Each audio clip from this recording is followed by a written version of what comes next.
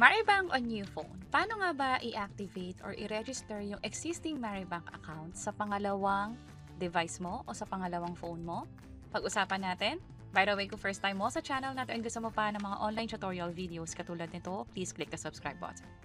Sinubukan kong i-login yung Maribank account ko sa panibagong phone. Hindi ko din i-activate sa lumang device.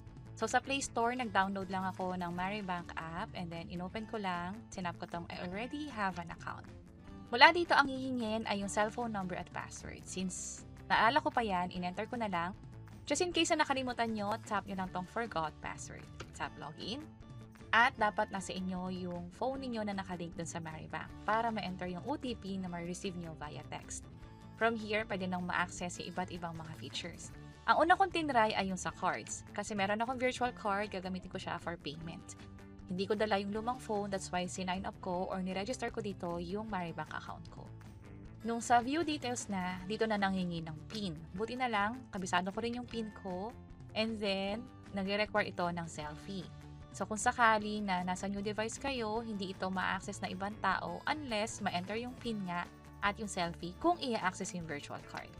So na-access ko na yung 16-digit card number ko, yung virtual card, yung expiration date, maging yung CVC.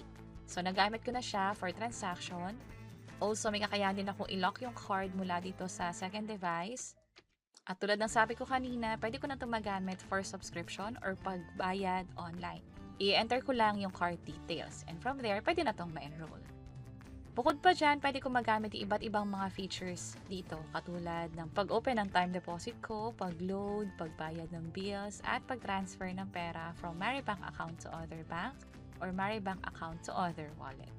So, napakadaling ilipat yung account mo or yung Maribank account mo to another phone. Hindi na kailangan i-deactivate sa lumang device. Ang pinakakailanganin ay dapat alam mo yung password mo, yung OTP, and for other transaction, magre-require pa ito ng PIN, especially kung magka-transfer ka ng pera online or i-access mo yung virtual card mo. And that's it. Sana nakatulong tong video na to. Kung oo, pakiclick ang like button at para sa iba't ibang mga tutorial videos, pwede nyo i-check yung mga nasa baba.